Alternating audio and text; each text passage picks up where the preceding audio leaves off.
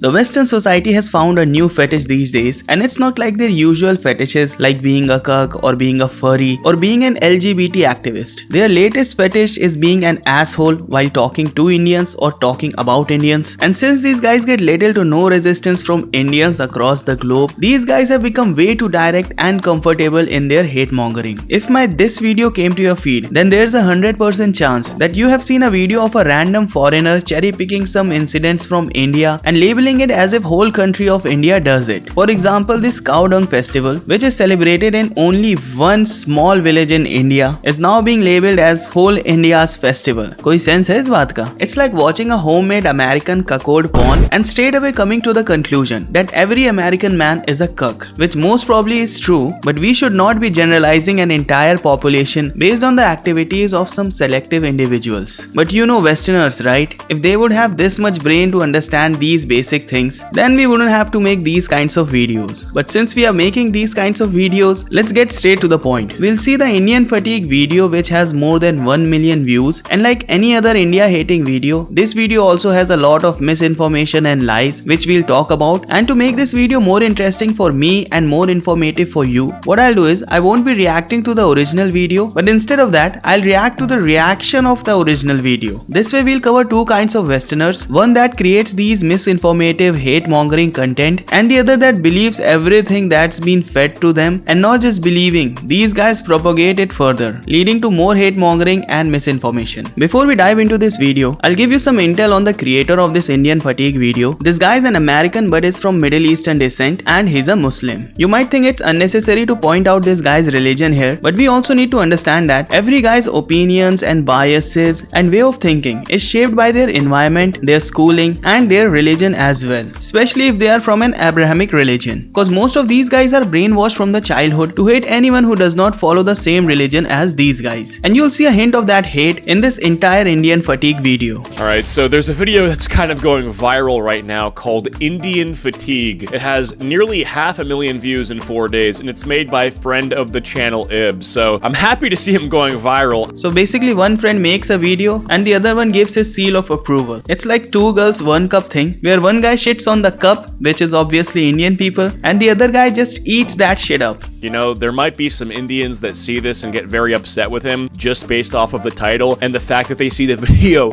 is an hour long. An hour of him, I guess, airing out his grievances with the Indian community. This video title is basically copied from a different Indian fatigue video which was yeeted out of existence by some unknown forces. That video also had a lot of misinformation and generalization as well as plain lies, and this video is also going to be the same. And I mean, I gave it a like because I'm his friend, and I haven't even watched all of it, so, you know, maybe I have to take away the like while watching it. We'll see. Yeah, the thumbnail is just insane, by the way. The video is not yet started, and he's already sucking up to his balls. This clearly shows how unbiased this reaction is going to be. It's not age restricted too. I mean, honestly, a part of me takes this as a giant win for the state of YouTube, because the fact that you can make a video titled Indian Fatigue with this as the thumbnail and not get age restricted and likely get monetized. I hope he's monetized on this. I hope he's making money. I hope he can keep the lights on. That would be insane though. So basically, shocked to see that you can say whatever to Indians on YouTube and you can still earn money out of it. Like there's no moderation from YouTube's end to stop bullying, harassment or hate mongering against Indians. And it's obviously a big win for creators like these because it gives them a free pass to be as bad as possible in the name of criticism. And see how happy he looks about this, like he's getting a cut from the ad revenue of this video. And yeah, so I guess let's just make some, observations and commentary prior to the video so we're all on the same page. My opinion about talking about Indians is my opinion about talking about any group of people. I think criticizing any group based on things they can control is fine. Indians can control their culture, you know? They can't control their skin color, you know, their race or their accent, right? Those are all things that are, I would say, immutable. You're wrong on this, buddy. Accent can be controlled and changed with practice, and I'm pretty sure you don't even know what culture actually means. Right. And so with Indians, there's definitely some things I would say with their culture that's worth criticizing, as is with every culture. I do think they have some uniquely, I would say, irritable things that people find with their culture, like scamming, call centers. What the fuck, man? Do you really believe that these things come under culture? Or you literally had nothing else to say, so you came up with some random crime happening in India? That's dumb as fuck, man. A culture is basically popular belief, customs, or ideals of a particular society. Like not washing your ass after you take a shit and spreading it across your butt cheeks using a toilet paper and then applying deodorant to mask the smell of shit is Western culture, cause that thing is being followed in every Western household. On the other hand, school shooting is not Western culture, cause only a few people do it, and it's also a crime. Similarly, scamming and all those call center shit is not Indian culture. Like there's literally a festival, I'm pretty sure. It's called Gorhaba, where they spend time throwing around cow shit, and that's again not even me trying to be mean. I mean, look at this up. Gorhaba is a unique, messy festival where they throw cow shit at each other, but they call it dung. It's believed to have purifying or healing properties. The festival involves collecting cow manure, a priest forming a blessing ritual, and then a battle. So they literally have a battle where they throw poop at each other. One thing that everyone needs to admire about these Westerners is that when they want to hate someone, they go all over the place to find reasons to hate them. Like this festival this guy is talking about, 99% of Indians don't even know about this festival because there's only one village in India that celebrates this festival. These people amount to 0.01% of India's population or even less. But Miss Snow White is acting as if whole India celebrates this festival. While we are talking about this festival, let's talk about the Tyler guy who made a documentary on this. The documentary itself is kind of a decent vlog where you see a random white guy being treated as a princess and is allowed to participate in a strange festival in a remote village in India. And that's it. He went there, recorded the festival and came back. After that, if he would have just normally uploaded the documentary like a documentary, then there would be no problem in his video. But the thing is, this guy wanted to create drama, he wanted all kinds of controversies and also wanted to capitalize on the Indian hate. So instead of saying that I'm making a documentary on this specific festival in India, this guy shares his photograph from the festival with a demeaning caption. After that, he posts 2 more videos from that same festival with a similar kind of caption. And notice one thing, in each of his posts, he always claims this festival as India's poop throwing festival. Even though while recording his documentary, he would have realized that this festival is limited to only that particular village and their personal beliefs. But still he kept writing India's poop festival everywhere, as if to somehow say that all Indians celebrate this festival.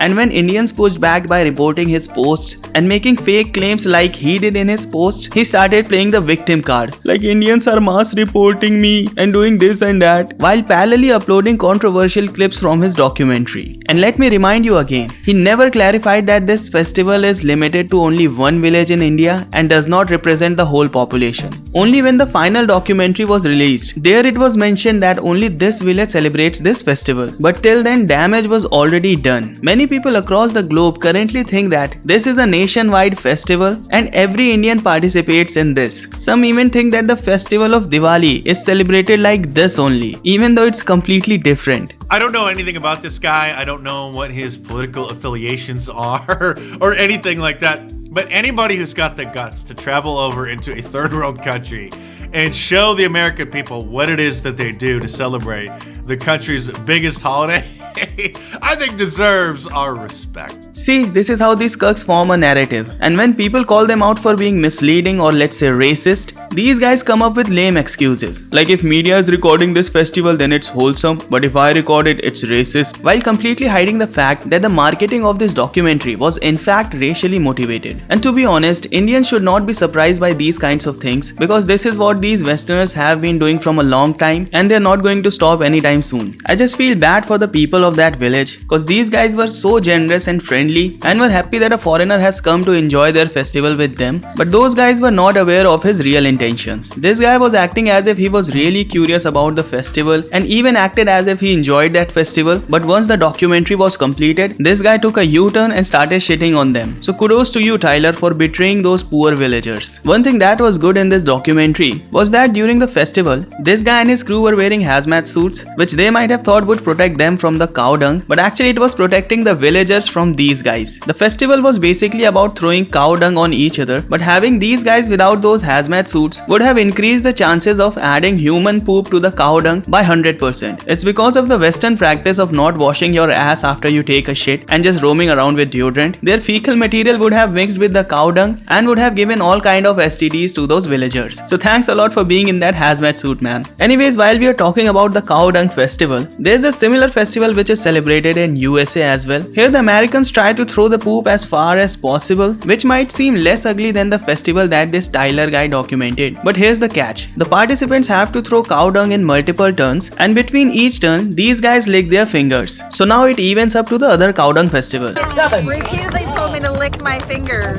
in between throws. Well, you get 2 throws. If you throw it and the men's open, you get 2 throws.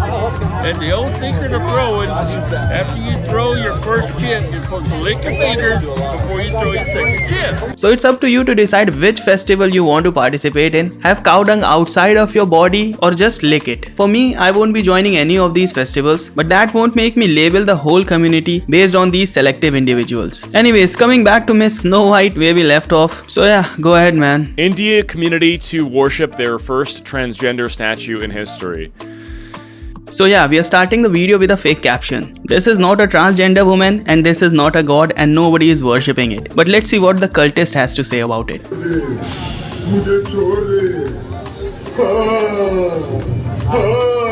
Holy smokes, we got Indians worshipping animatronics like it's Five Nights in Furnish's. Am I the only one that kind of gets the creeps from stuff like this? I mean, look, it even has like demon fangs and demon claws. See, that's what I told you earlier. Mr. Bomberman is trying to convince his audience that Indians worship some kind of demon, so that later on he can easily convert them to his religion and get his incentive from his local madrasa. This video is actually from an animatronic show which was organized to show various events from the life of Bhagwan Krishna and how he defeated some demons that came to kill him. This woman was a demon, or you can say an American from Middle Eastern descent, and she was sent to kill Bhagwan Krishna, but Bhagwan Krishna killed her instead. You can see baby Krishna in this video as well. Doesn't look like a demon, right? Unless you are some abortion paglu, which is very common in Western society. So in that case, any kind of a baby is a nightmare for you. So this was one part of misinformation that this Bomberman is trying to spread. But take a look at Miss Snow White. He's just sitting there consuming and agreeing to all the shit that's being said. And he'll be like this throughout the video. I just want to say before we start the video, this is no way in shape and form every single Indian on the planet. Of course not. Like, again, I feel like, again, this goes without saying. You know, there's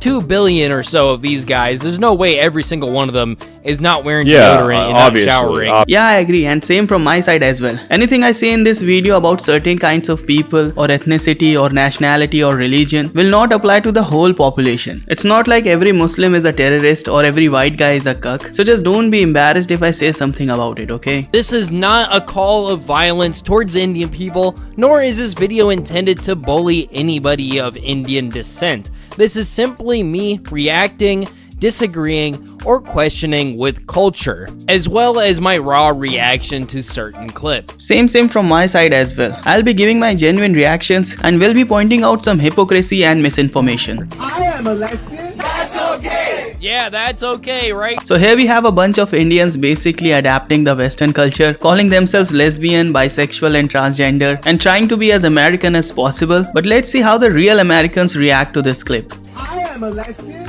I'm a lesbian? Okay. Yeah, that's okay, right, guys? I'm bisexual. That's Oh. okay. Yeah, no, bisexual, that, Sure. it's not my cup of tea, but it's up to you. Okay. I'm transgender. That's okay. Okay. You know, once again, not my cup of tea, but if that's what Sure. you want to do, you know, that's okay. Yeah, obviously you'll be okay with it. After all, your country started this shit. I Right. am a hijra. That's okay. They're saying Hijra, it's not Hitler. Don't let it get to you, Snow White. It's not Hitler, it's Hijra. Don't try to act over smart, man. It's not Hitler. I'm telling you, it's not Hitler. Please. Please. Wait, what? Okay. Did they just say that they're Hitler? That's Fuck, man!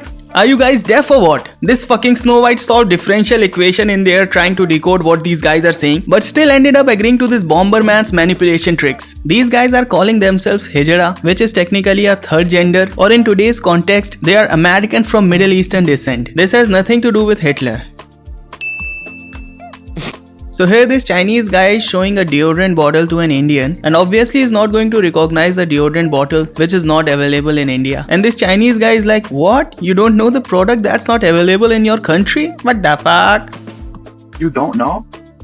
Look. Perfume. Deodorant. Perfume? That Indian guy literally said perfume, which is not very much different from a deodorant. And this Chinese guy is reacting as if he said Taiwan is a separate country in front of the CCP, and now we are all going to die. First of all, if a Chinese man proudly shows me something online, I would just think that they have manufactured a new virus back in Wuhan, and we are gonna see live demo of how it's working. Anyways, let's see how far this conversation goes. Do you use it? I don't need that. Brother, you need to use it. You need to use it. Why should I? Because if not, you're gonna smell bad. It doesn't matter. This guy just asked, why Bro. should he be using deodorant, as if it's not the obvious answer to that. Like, bro, you are going to smell like shit. Like, Why does he live in a fucking bouncy house? literal poop from a butt. Well, I understand he don't want to use deodorant because he doesn't know what deodorant is. He knows perfume, but you don't know what perfume is. So it's kind of a khichdi that's happening here. But even if he doesn't use deodorant, I don't think he's going to smell like shit because he's not a Westerner. You see, Westerner have this culture of not washing their ass and their hand after they take a shit. But at least in India, we wash both of these things. So at max, he's going to smell sweaty. Not like you or this Chinese guy or this Snow White. You guys really need that deodorant to suppress the smell of that shit stuck in your ass crack. But that's not the problem with at least this guy. But yeah, giving you the benefit of doubt, I think he should use deodorant as well. And that's fine when you're in India because I'm sure everybody else just smells the same there. Alright. But when you come to Canada or America, you're gonna whip people's heads wondering what that smell is. Yeah, that's a bold statement, but same goes to Canadian and American people as well. You see a place where everybody is moving around having a pile of shit stuck to their asshole, and these guys are also accustomed to each other's asshole smell. So when an outsider like an Indian comes in with a clean ass, obviously he's going to be outcasted. There are not 8 billion people in the world. I've been all over the world, and I haven't seen nearly 8 billion people. Have you been to India? I know a lot of people skip that destination, but Who are this lot of people? All I see is every day some new American vlogger coming to India to farm some views, and those who don't have the flight money are farming views by picking random videos from the internet and making a 1-hour compilation of them speaking nonsense about India, and the guys who can't even do that are reacting to those kinds of videos. So right now it's a fact that nobody is skipping India. and even if you don't go to visit India, like I want to ask this guy, how many Indian people have you seen? If you genuinely traveled the world, how many Indian people have you seen without going to India? Because they are everywhere. So what's the problem in that? Indians right now have a lot of disposable income which they are spending to roam all across the globe. If your Middle Eastern cousins would have the same amount of money, they could have also roamed around the globe. But no, they'll only go to UK through that immigration board, right? And yeah, if you're calling out the Indians who have illegally immigrated to different countries, then I'm on your side. But if an Indian is legally going to a different country for work or tourism and you hate his existence, then actually the problem lies within you and not those guys. First time in NHL history, O Canada will be performed in English and Punjabi. Why? Why would you need the national anthem to be translated? If you're doing the national anthem translated, is it still really the same national anthem?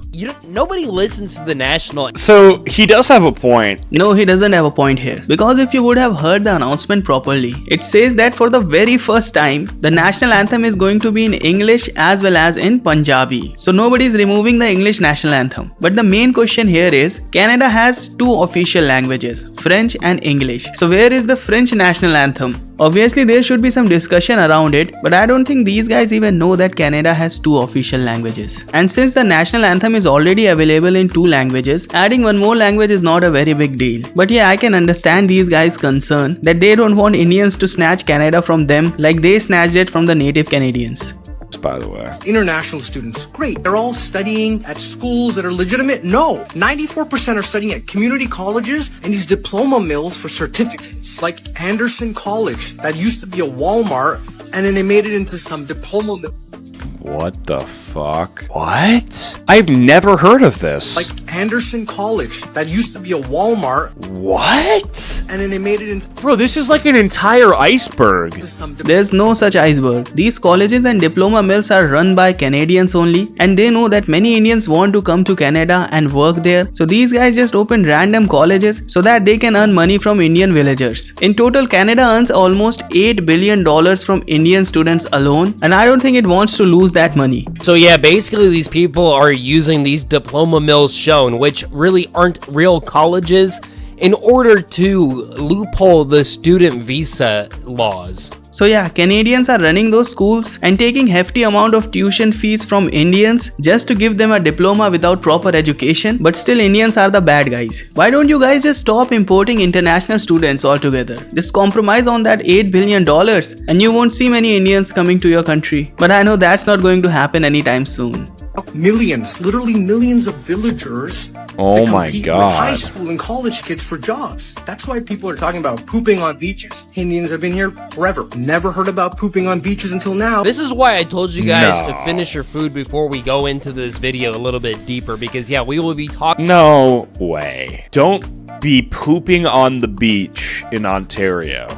Oh no. I mean, guys, is this real? With all my heart, I do not want to believe this is real. Talking about this shit. No, it's not real. If you properly look at the article in the background, it specifically mentions no proof. This no pooping on the beach campaign was a propaganda against Indians, where few people claim that they saw some Indians shitting on the beach, but they did not have any proof of that, because actually there was no Indian shitting on the beach. It was just a false claim. First, we gotta talk about the Indians going into Japan. Yeah, now we are concerned about Japan as well. So this guy is currently very sad because a lot of Indians will go to Japan and according to him destroy that country. But being a Middle Eastern Muslim, he should not be worried about it because his cousins are already there in Japan. They've already started blocking roads for namaz and very soon they'll destroy Japan as they have destroyed UK. So you are definitely not in a position to talk about the welfare of Japanese people because Japanese people have already started fighting back against your community. They are so cautious against your kind that they will start protesting against you even if you start a simple tourism campaign. Now I'm getting bored of this nonsense, so let's speed it up a little bit. These guys claim that women are unsafe around Indian men, but I have already covered this topic in my previous video, so I'm just copy pasting that content here. But right now let's talk about women and child safety. See, these guys claim that women and children are very much safe in their country, but the reality is white men are their god's most rapiest soldiers. Taking United States of Cucks as an example, the population of US is almost 1/3 of India's population, but they have almost 5 times more rape cases than in India. And I know some Indian with inferiority complex will shout, "No, in India rape cases are not recorded properly. That's why the count is very low. Americans are better than us, sir. You are saying things wrong.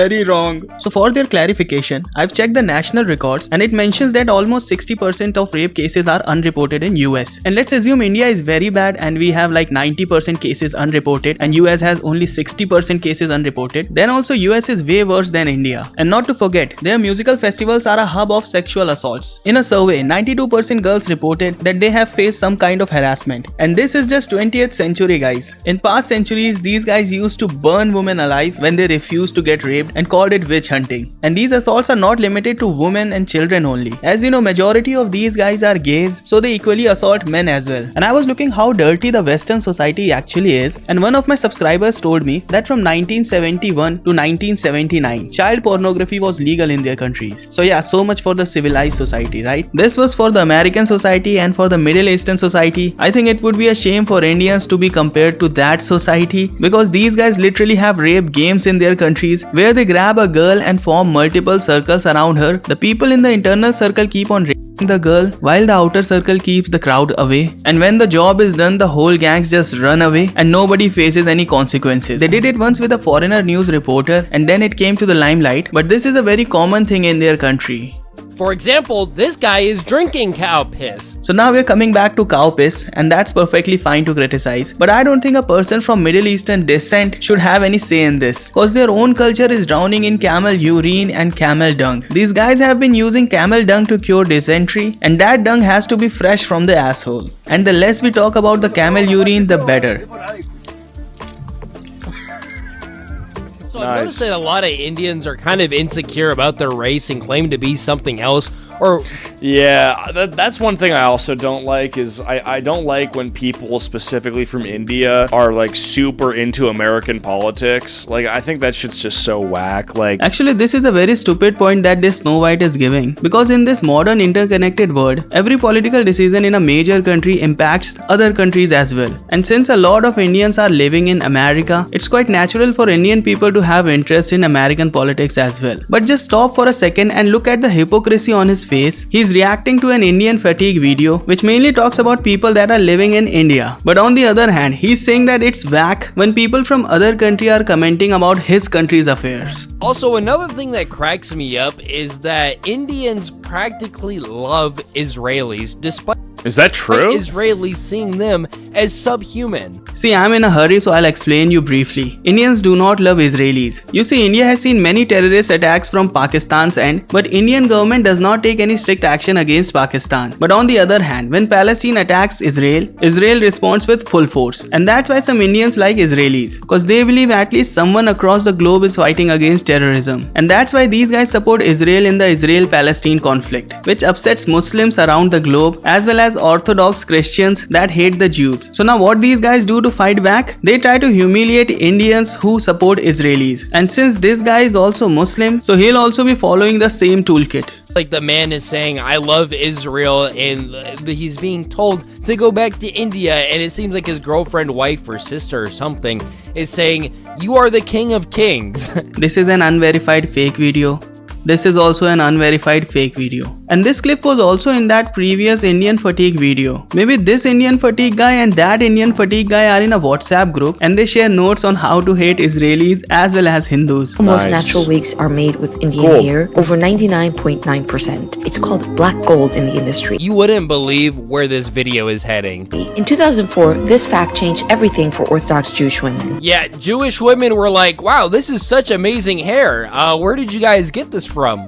Oh, India? Yeah, we're gonna have to burn it now. The article clearly says that Indian wig may contravene their religious law, so all of those women burned their wigs. I don't think it was a problem for the Hindus because the hairs that were used to make those wigs were already used in a ritual and were of no use. This guy is trying his best to show how Israelis are very bad towards Indians, especially Hindus, and maybe they actually are, but his arguments are not making me believe it. The caste system in India was abolished in 1950. No, so I actually know about this because my old roommate knew an Indian guy who was like born in India, and he learned all of the things that are actually common cultural practice, and they do follow the caste system invisibly. Now you might be wondering, when did this start? Because it got abolished in 1950s. Surely that's around the time your grandparents were born. So when did this start? Apparently it was estimated to start in 1500 to 500 BC. So a system where you are heavily discriminated against based off it hasn't like fully even gone away. What family you were born in has existed for almost 3,000 years, if not over that. It says that caste system's origins are rooted in Vedic period, not that it's prevalent from 1000 BCE. In the same screen it's written, it was a fluid division of labor called Varn. Do you know what fluid means here? It means a person can change his labor class if he wants to. So it's not like what this bomber man is trying to claim, but yeah, it's true that over time it became rigid and right now it's a strict system. But stop worrying about the Indian caste system for a minute and let's focus on the Middle Eastern caste system. Yes, I'm going to show you the caste system within the Muslim society. So basically Muslims are divided into three sects. The first one is the Ashraf. This is the high status group claiming noble or prestigious lineage, often associated with Arabs or the other invading groups. They are connected to religious leaderships, governance, land ownership and businesses. The second is the medium caste in the Muslim society, which is Ajlaf. These are basically the people who were converted to Islam from Hinduism, and they are mostly from the lower caste of Hindu communities because upper caste Hindus do not convert easily. And at last we have the Arzal group, which is the lowest, most marginalized group, often referred to as untouchables within Muslim society. So basically everything here is similar to the Indian caste system. And I think it's even worse because even if you convert from Hinduism to Islam, if you are from a lower caste, you won't be getting reservation benefits if you change your name. And without changing your name, you won't be a proper Muslim. And even if you become a Muslim, there also you'll have to deal with this caste system. Not to mention, discriminating against nationality and religion still goes on today in India. Here's an Indian official kicking people while they're trying to pray. These guys are not praying in their own home. They're blocking a busy road in the name of prayer. Wait a minute. Did this guy just casually justify blocking of roads for namaz? The Indian truck driver in Florida that killed a family while making an illegal U-turn? Well, this is the Indian response to that. What's wrong? He took out 3 pedos. Chad took out 3 pedos from this world. Oh, but these Indians were making jokes about it and stuff like that. But in the moment they found out he was Khalistani, they turned on him. By the way, Khalistani is just northern Indian. What the fuck, man? How delusional or dumb you have to be to show a fake map and expect us to believe it. I mean, your audience and this guy might be that dumb, but not everyone is, man. Khalistan is an idea of a separatist group, but it's not officially a part of India. The actual Indian map looks like this, and the Khalistani wants to cut a part of India and make it a new country, Khalistan. But that is not done yet. In Punjab, there's a visa gurudwara where people offer toy aeroplanes praying for their visas to get approved. Like, who comes up with this? Like, how do you know what to sacrifice to get approved? The same way Muslims came up with sacrificing of goats during Bakrid. Going to bomb the flight. Get to America. Allah Akbar. Allah Akbar. Allah Akbar. Yes, because radical Islamics are well known for their shaved faces, Indian accent, and the stereotypical polo t-shirt. Abhay Nayak arrested for bomb threat on UK flight. Just once again, another Indian trying to tarnish Muslim name. Having a non-Muslim name does not automatically mean that you're not a Muslim. There are thousands of terrorists roaming around the world with fake names, fake identities, and fake personalities, and it's only when they are caught we get to know their real identity. So this guy not looking like a stereotypical Muslim man doesn't cut you any slack. And what image you are talking about? All the terrorist organizations across the globe are Muslim organizations, so there is actually no image left to be tarnished because your own community has destroyed it with their beautiful actions. So much so that it's currently unredeemable. So instead of straight away playing the victim card, why not just do some retrospective and improve yourself? So yeah, that's it for today, guys. Thanks for staying till the end of this video, and we'll see you next video. Till then, keep playing, keep smiling. SandMan out.